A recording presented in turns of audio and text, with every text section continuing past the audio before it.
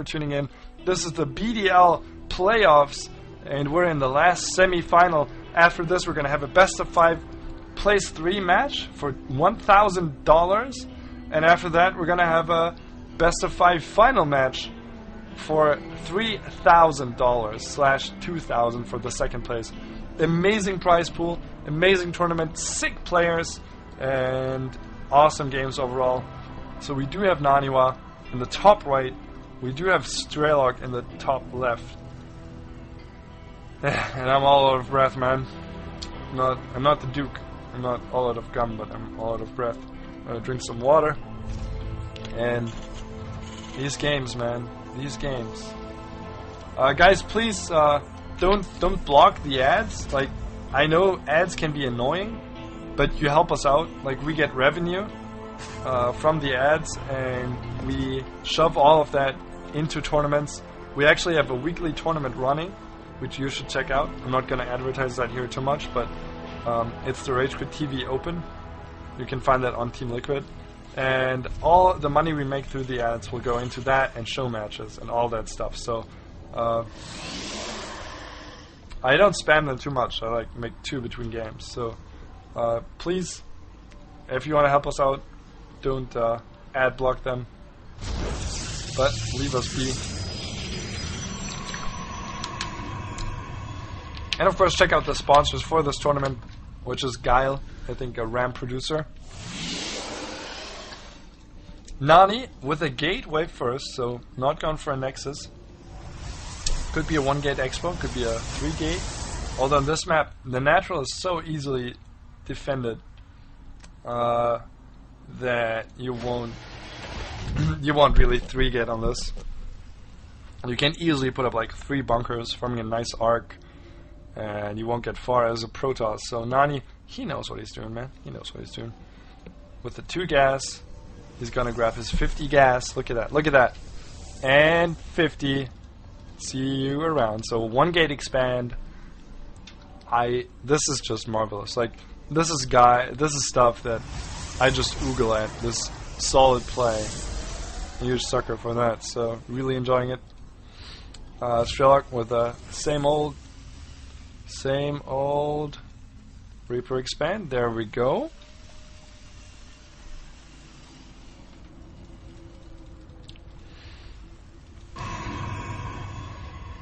And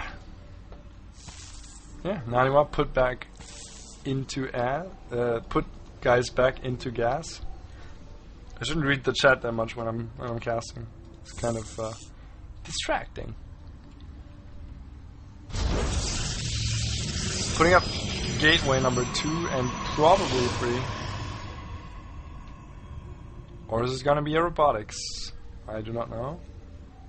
Nope, a gateway, as there's not enough gas yet. Still 2 guys on gas. Is that a blunder or is that on purpose again?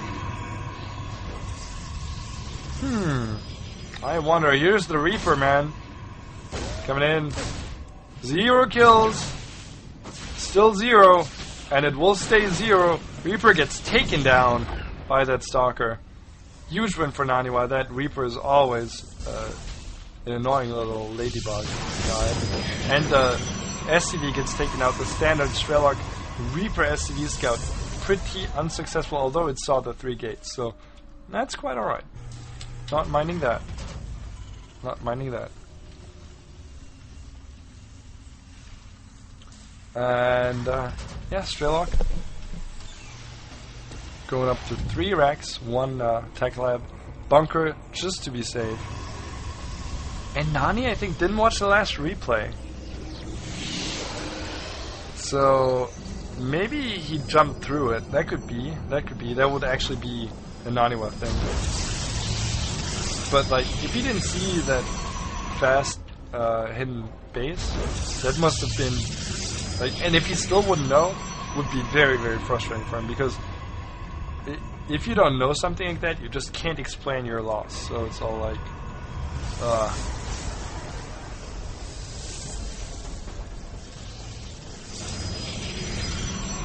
robotics facility coming up for Naniwa, so same old stuff as we saw last game. Very good. I mean, it's standard after all.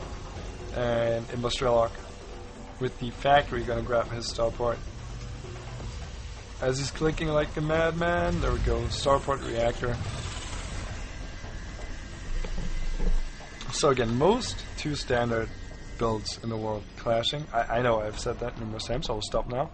But that leads us to the question, who's going to get the advantage out of that? And that will come down to how they play their positioning now, because the builds are, of course, very like equal in strength.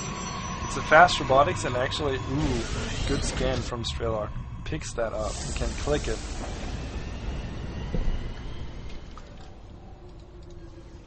And yeah, it's gonna come down to, I mean, that scan is obviously a win for Strelok. And it's gonna come down to how they're gonna play the positioning, who can get away with expanding, and who can get the upgrade advantage. Strelok did get that 3 racks and then it was a quick starport, but it wasn't incredibly fast. Actually, a lot of Marines. I might take it back. It might not be 100% standard, but this is actually really interesting. Yeah, he went for a lot of tech fast. So, is he getting eBays for upgrades? 1 is going down. But those Marines, they're not going to get the timing here. The Colossus will be out in time.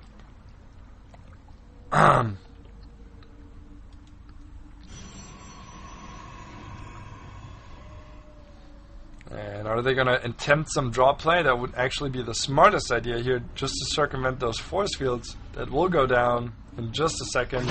Oh, what? He didn't force field this. And here's the drop. Strelok stimming. Nani not able to catch any units. Here's a Colossus. Is that going to get taken out by the Marines? I think it is. Oh no, it lives. Barely lives there.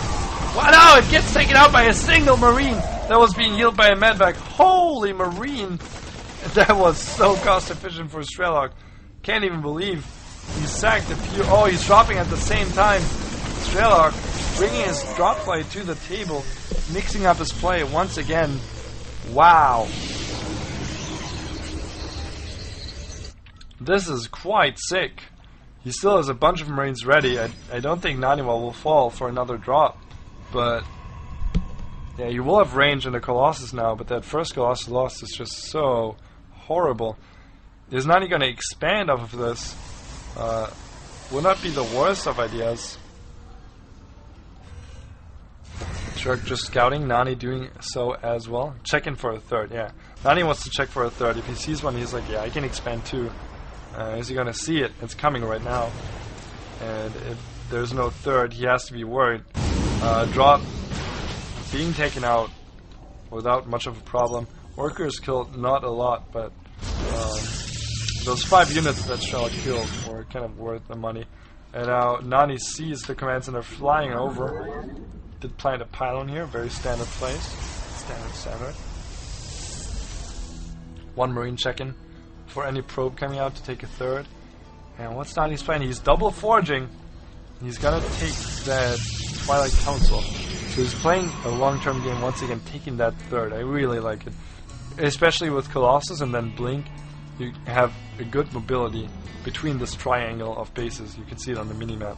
And that's really nice.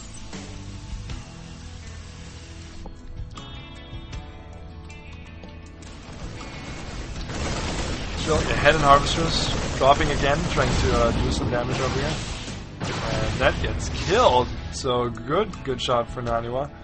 Strelok with a bit of a loss, but you know, Madvac with Marines, it's a supply loss for Strelok, of course, but it's not always like horrible. In this case, I would say, yeah, not really good, but sometimes it's quite worth what you gain. This time he didn't gain much, so that's okay. See some aggression from Naniwa, but few Zealots not gonna hold their own against a planetary fortress. Naniwa, the third base now up, and Strelok with Vikings on the map. 8 Vikings right away, wow. And +1. That has become so standard. +1 against +1 Vikings just very quickly. And looks like these guys are scouting. Not happy guys are scouting workers. Is NaniWa going for this? He can't do it. He doesn't have a good position. He needs to reposition his zealots in this. No drop coming currently. Is NaniWa safe against drop? That's a huge question here. It looks like he's going for the third now. And he's going to get that. This is a dead command center. And here are the Vikings, though. Is blink done for NaniWa? No, it's not. It's just started. So he will have a hard time playing the positioning game. He does, however, have that one pylon that he can reinforce with. So he does have a good fortification on the map. It will be hard for him. Oh, good engagement for NaniWa. I think he has way too many units here. Stalker's getting stuck, though, but that ground army is dead. That looks a lot like the first game there, the second game. Sure, losing a lot of units. And Nani not pressing the issue. Look at that. He's just leaving. He did bring down the Viking count. And yeah, Strelok can't do much. He is forced to stay back. Lost his planetary fortress. Immobile building. Which isn't an amazing concept, right? A building that is immobile, but for Terran it is. For Terran it is. So Nani's going to take that fourth pretty soon here. And yeah, he's up to 2-2 now. Very good time to engage. And there's the drop. And Nani has to be ready for that. And he is. He can't just pull back there. Not going to take too much damage. Strelok is going to go for the main, but he knows it would be foolish to go for it.